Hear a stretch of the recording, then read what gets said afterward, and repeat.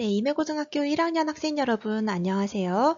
자, 이번 시간에는 세계의 인구와 인구 문제에 대해서 공부할 텐데요. 이번 시간과 다음 시간 2시간으로 나누어서 인구에 대해서 공부하도록 하겠습니다. 네, 먼저 우리 교과서 260페이지에 나와 있는 우리나라 인구 정책 포스터를 살펴보도록 할게요. 우리나라 가족계 홍보 포스터를 보면 우리나라 인구 문제가 무엇이었고 또 어떤 인구 정책을 펼쳤는지를 알 수가 있겠죠.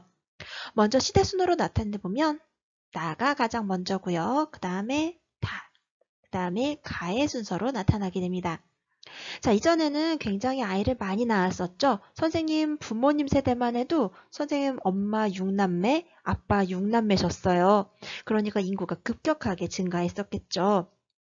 자, 이 당시에 두 명의 자녀만을 출산할 것을 유도하는 딸아들 구별 말고 둘만 낳아 잘 기르자 이런 출산 억제 정책을 펼쳤었네요. 그러다가 아직도 인구가 계속 급격하게 늘어나고 있다 보니까 안 되겠다. 둘도 많다. 이제 하나만 낳아라 하는 1980년대의 적극적인 인구 억제 정책을 우리가 다 포스터에서 살펴볼 수가 있습니다. 하지만 지금은 어때요? 지금은 출산율이 너무 낮아서 아이를 많이 낳도록 장려하고 있죠? 그래서 출산 장려 정책을 나타내는 포스터가 가에 나타나 있네요. 네, 아이를 좀 많이 낳았으면 좋겠다라는 국가의 정책이 반영되어 있는 모습을 볼 수가 있겠습니다. 네, 선생님이 앞에서 인구 정책이 실시된 순서의 기호를 나열해 드렸고요. 자, 여러분이 앞으로 결혼을 하게 되면 자녀는 몇 명 정도 낳고 싶은가요? 선생님 전에 수업 들어가는 반에서 결혼은 하고 싶은지 아이는 몇 명이나 낳을 건지 한번 물어봤던 적이 있었는데 결혼을 하겠다는 친구들의 숫자가 꽤 적더라고요. 이제는 여러분이 우리나라의 인구 구조에 대해서 배우고 나면은 우리나라를 위해서 어떻게 하는 것이 좋은가 한번 다시 생각해 볼 수 있는 기회가 되겠어요. 근데 우리가 사실 앞에 우리 정의에 대해서 배웠을 때 그때도 얘기를 했었지만 사실 이게 개인의 선택의 문제인지 또는 공동체를 위해서 해야 할 문제인지 사실 조금 생각해 볼 필요는 있어요. 그렇죠?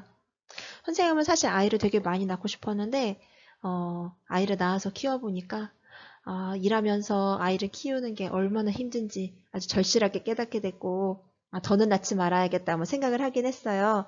근데 우리나라에서 이렇게 출산을 장려한다면 선생님처럼 더 낳고 싶어하는 사람들을 좀 많이 도와준다면 출산율을 좀 높일 수 있지 않을까요? 네, 어찌됐든 간 네, 여러분의 생각을 한번 정리해 보시기 바랍니다. 네, 우리 교과서 261페이지에 있는 자료를 보겠습니다. 자, 세계 인구는 18세기 후반에 산업혁명 후에 급격하게 증가하게 됐었습니다. 자, 이 당시에 인구 부양력이 높아졌기 때문이었죠. 또 제2차 세계대전 이후에 제2차 세계대전 이후에 전 세계적으로 안정기에 접어들게 되면서 인구가 또다시 폭발적으로 증가하게 됩니다. 자, 여기에서 앞으로 예상을 한번 볼게요. 앞으로의 인구 성장을 주도하는 대륙은 바로 아시아죠. 자, 아시아에는 중국과 인도가 포함이 되어 있죠. 자, 중국과 인도가 포함되어 있는 아시아가 인구 성장을 주도하게 되고요. 두 번째는 바로 아프리카죠. 자, 아프리카에서도 인구가 폭발적으로 증가하고 있습니다. 여기에서 다른 대륙들을 알 필요는 없고 유럽만 한번 볼게요. 유럽은 인구 성장이 가장 낮을 것으로 전망이 되고 있는데요. 유럽 같은 경우는 출산율이 굉장히 낮고 또 고령화가 나타나게 되죠. 이런 저출산이나 아니면 고령화에 따른 여러 가지 문제들이 나타나게 됩니다. 자, 그래서 여기에서는 우리 인구 성장을 주도하는 아시아와 아프리카 그리고 저출산과 고령화 문제가 나타나는 유럽 이렇게 나눠서 한번 기억하고 있으면 되겠습니다. 네, 앞에서 잠깐 살펴보았던 내용을 바탕으로 빈칸 채우면서 공부해 보도록 하겠습니다. 자, 세계 인구가 급격하게 변화하고 있는데요. 자, 산업혁명 이후에 의학 기술이 발달하게 되면서 사망률이 감소하고 인구 부양력이 증가되게 되었죠. 또 생활 수준이 향상되게 되면서 생활 환경도 개선이 되게 되고 인구가 늘어날 수 있는 여러 가지 조건이 갖춰지게 되었네요. 이 인구 부분에서는 선진국과 개발도상국의 인구 특징이 어떻게 다르게 나타나는가 비교해서 공부하는 게 중요한데요. 우리 여기에서 잠깐 앞에서 배웠던 부분 기억나나 한번 볼까요? 우리 앞에 그 도시화에 대해서 배울 때 인구 변천 모형에 대해서 공부를 했던 적이 있어요. 자, 사망률이 계속 이렇게 높게 나타나다가 산업혁명 이후에 의학의 발달로 인해서 사망률이 낮아지게 됐었죠. 자, 그러다가 이제 사망률이 어느 시점에서는 뭐 이게 많이 낮아지진 않고 뭐 이런 상태가 지속이 됐었죠. 그럼 출생률은 어떤가요? 출생률은 계속 높은 상태를 유지하고 있다가 사망률이 낮아진 이후에도 어느 정도 유지를 하고 있죠. 그러다 출생률도 다시 낮아지게 됩니다. 뭐 이런 출산 정책이라든지 사람들의 의식 변화라든지 뭐 여러 가지 요인에 의해서요. 그러다가 이게 출생률도 낮아지게 되죠. 그럼 전체 인구는 어떤가요? 전체 인구. 출생률과 사망률이 모두 높았던 이 시기에는 총 인구수가 그렇게 급격하게 증가하지 않죠? 하지만 이 시기, 요 2단계 시기, 요 단계에 들어오면 어때요? 출생률은 여전히 높은데 사망률은 뚝 떨어지죠. 네, 출생률은 여전히 높은데 사망률은 뚝 떨어져요. 이 차이만큼이 바로 인구의 증가로 이렇게 나타나게 되겠죠. 또 이 단계도 마찬가지죠. 이 차이만큼이 인구 증가로 이렇게 나타나게 됩니다. 그러다가 출생률과 사망률이 비슷해지는 둘 다 낮게 나타나 이 시기에 들어서면 인구가 많이 성장하지 않는 이런 모습이 나타나게 되겠죠. 자, 그렇다면 선진국과 개발도상국으로 나눠서 한번 살펴볼게요. 선진국 같은 경우는 산업화가 일찍 시작돼서 18세기 말부터 20세기 초까지 인구가 급성장했습니다. 하지만 이후에 인구 증가율이 정체 또는 감소되는 바로 이 마지막 4단계, 이 단계에 해당이 되겠죠. 그래서 선진국은 지금 현재에는 인구가 많이 늘어나지 않고 오히려 출생률이 너무 낮아서 인구가 감소할 수도 있는 그런 상태까지도 나타나게 되죠. 자, 그런데 개발도상국은 어떤가요? 제2차 세계대전 이후에 산업화가 진행이 되면서 인구가 빠르게 성장을 하고 있고요. 또 아프리카, 아시아, 라틴 아메리카 등이 바로 여기에 해당이 되는데요. 이런 것들은 주로 여기 2단계나 아니면 3단계에 해당이 됩니다. 그러니까 아직도 인구가 급격하게 증가하고 있는 단계인 거죠. 그래서 이 나라들에서 세계의 인구 성장을 주도하고 있다라고 볼 수가 있겠습니다. 네, 앞에서 인구 성장에 대해서 살펴봤고요. 자, 이제 인구 분포에 대해서 공부하도록 할게요. 자, 사람은 생활하기에 유리한 곳에 집단적으로 거주하는 경향이 있죠. 그렇기 때문에 지구상에 고르게 분포하지 않고 특정 지역에 집중하는 그런 양상이 나타나게 됩니다.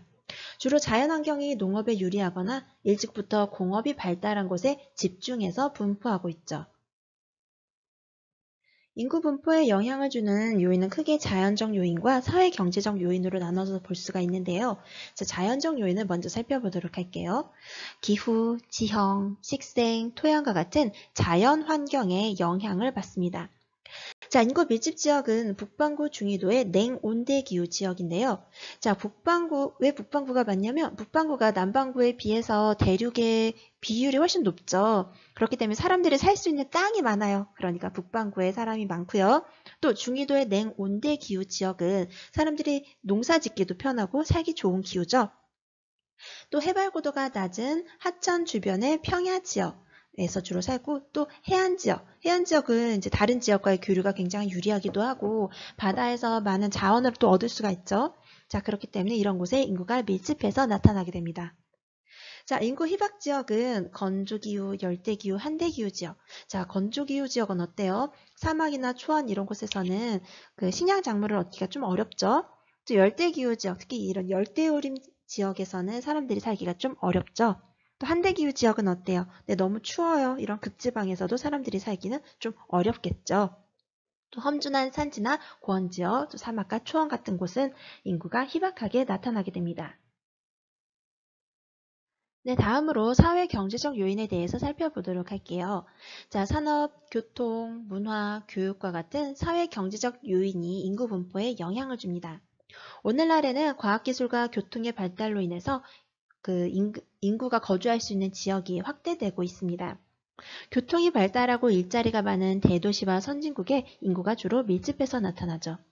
그러면 사회 경제적인 요인으로 인구 희박 지역이 나타나는 곳들은 어떤 곳들일까요? 네, 주로 뭐 전쟁이라든지 아니면 내전이 일어나는 곳들, 전쟁이나 내전과 같이 정치적으로 불안한 곳들은 인구가 좀 적게 나타나게 되겠네요. 자, 우리 교과서에 나와 있는 인구 밀집 지역 방글라데시의 사진입니다. 방글라데시는 어디에 있어요? 네, 인도의 약간 위쪽에 있죠. 인도 위에. 자, 방글라데시는 벼농사 지역으로서 인구 밀도가 매우 높게 나타나는 지역입니다. 네, 두 번째 사진은 오스트레일리아, 네, 호주의 사진입니다. 오스트레일리아는 국토의 대부분이 건조 기후 지역으로서 사람이 거주하기 어려운 지역이 많아요. 사람들은 물을 구하기 쉬운 해안가에 주로 살고 있고 내륙 지역은 기후가 건조하기 때문에 사람들이 많이 살지 못하게 됩니다. 여러분이 나중에 대학교 가면은 이 워킹홀리데이로 호주도 많이 가게 되는데 이 워킹홀리데이 비자를 발급해주는 나라들을 보면은 좀 모두가 그런 건 아니고요. 이제 젊은 층 인력이 부족하거나 아니면 인구가 좀 적은 나라들이 있어요. 그 중에 한 나라가 바로 이 오스트레일리아라고 볼 수가 있어요. 워킹홀리데이는 워킹, 일을 하고 홀리데이, 이렇게 여행을 다니면서 이렇게 휴가를 즐기도록 하는 그런 비자라고 보면 되는데 여러분도 나중에 이 지역에 가서 뭐 일도 좀 하고 또 여행도 좀 하고 하길 바랍니다. 그러기 위해선 영어 공부를 조금 잘 해줄 필요가 있겠네요. 네, 우리 교과서 260페이지에 나와 있는 인구 분포 지도입니다. 자, 인구 밀집 지역 먼저 한번 살펴볼게요. 자, 동부아시아나 동남아시아 그리고 여기 남부아시아 지역 어때요? 인구 밀도가 굉장히 높게 나타나고 있죠? 자, 이 지역은 계절풍 시대로서 벼농사가 발달한 지역이죠. 벼농사가 발달된 이 지역은 이제 쌀이 생산이 되죠. 쌀은 단위 면적당 생산량이 높기 때문에 인구 부양력이 크고 또 많은 노동력이 필요하기 때문에 자녀를 많이 낳는 경향이 있어요. 그래서 이 지역은 인구 밀집 지역으로 나타나게 됩니다.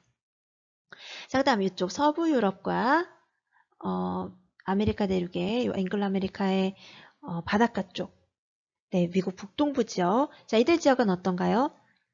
네, 산업혁명이 발달하고, 아니, 산업혁명 이후에 공업이 발달하고, 또 그러다 보니까 경제가 발달하고, 또 일자리가 많은 지역이죠. 그래서 이들 지역도 인구 밀도가 높게 나타나게 됩니다.